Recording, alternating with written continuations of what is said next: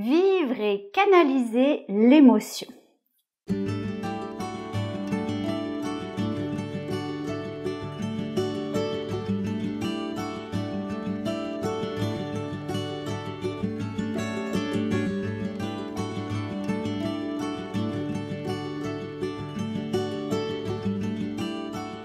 Alors, l'émotion, c'est un mouvement qui vient de l'intérieur vers l'extérieur.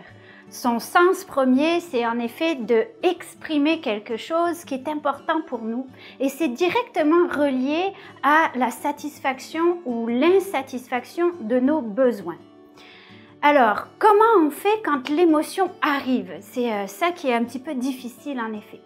D'après la psychologue Michel Larrivé, qui a écrit un bouquin super intéressant que je vous conseille, qui s'appelle La puissance des émotions, elle détermine 5 phases dans le cycle complet de l'émotion.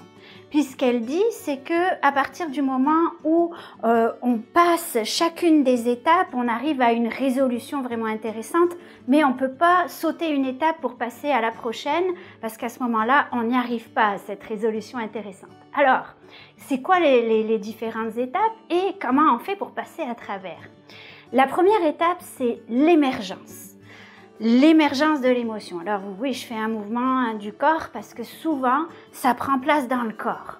L'émergence va soit arriver par des sensations physiques, par exemple la peur, ça va venir serrer au niveau du ventre, ou parfois ça arrive aussi au niveau du mental. On va avoir des pensées qui vont faire naître un état. Donc, dans les deux cas, que ça vienne du corps ou du mental, il y a un état qui s'installe ici maintenant et c'est confus. Dans le moment de la phase de l'émergence, on n'a pas vraiment conscience de ce qui est en train de se passer, c'est pas clair. Par contre, cette phase nous permet d'identifier « Ah, il y a quelque chose qui est en train de se passer, je m'arrête et j'écoute ». Donc, là, on rentre dans la deuxième phase qui est l'immersion. Là, ça veut dire quoi? Ça veut dire qu'on est invité à plonger à l'intérieur de l'émotion pour pouvoir ressentir, pour pouvoir être complètement dans l'expérience qui est en train de se vivre ici, maintenant. Cette phase-là, l'immersion, souvent, c'est la phase qu'on n'a pas envie de vivre. C'est la phase où on va, je ne sais pas si vous êtes comme moi, mais souvent on va comme partir dans le mental puis faire comme pourquoi je vis ça, c'est quoi le but et qu'est-ce qui m'amène là? Et puis là on commence à se raconter des histoires par rapport au passé ou par rapport au futur. Mais pendant qu'on fait ça, on n'est pas présent à ce qui se passe ici maintenant. Donc c'est la phase qu'il est important de prendre des outils, ou pendant laquelle il est important de prendre des outils, ouais, c'est plus français, et de s'arrêter, de respirer, puis de regarder, d'écouter, de ressentir ce qui se passe dans le corps et sans se laisser embarquer dans la tête. Donc, l'immersion, ça demande ce choix de rester présente. Ensuite, à partir du moment où on a fait cette phase de l'immersion au complet, là, c'est le développement. Alors, le développement, c'est la clarification, en fait, la prise de conscience de tous les éléments qui sont en présence dans cette expérience d'émotion. Il peut y avoir différentes parties qui réagissent à l'intérieur de nous. Il peut y avoir une intensité, des couleurs, une qualité émotionnelle qui est particulière. Donc, quand je suis dans la phase de développement, là, c'est le temps d'observer, de prendre conscience des différents éléments en présence.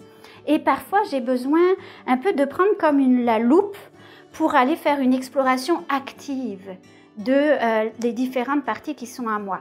Un exemple, si dans ma famille, la tristesse a été plus valorisée que la colère, il est possible que je ressente de la tristesse. Mais là, si je m'arrête en dessous, dans cette phase de développement, je peux rencontrer peut-être la colère. Ça n'empêche pas qu'il y a de la tristesse aussi. Il peut y avoir tristesse et colère qui sont là en même temps.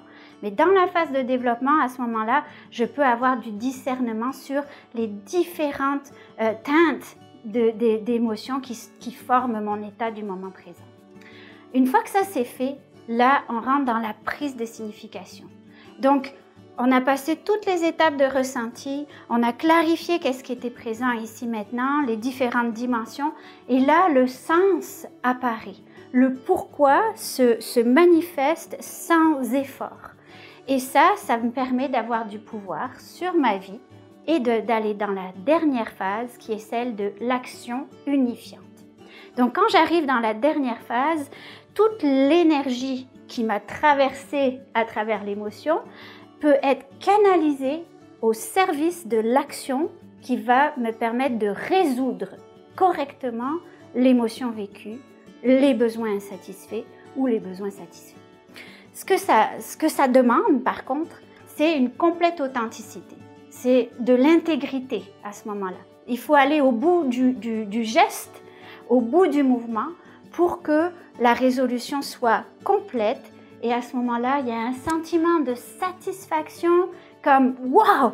Même si les choses qu'on a à faire sont difficiles à faire, il y a de l'énergie pour les réaliser parce qu'en dedans, c'est comme tellement clair, ça fait tellement de sens, c'est par là qu'on s'en va. Et une fois que tout ça est réalisé, eh bien, le corps comme le psychisme est prêt pour de nouvelles aventures. Voilà. Bonne exploration de vos émotions.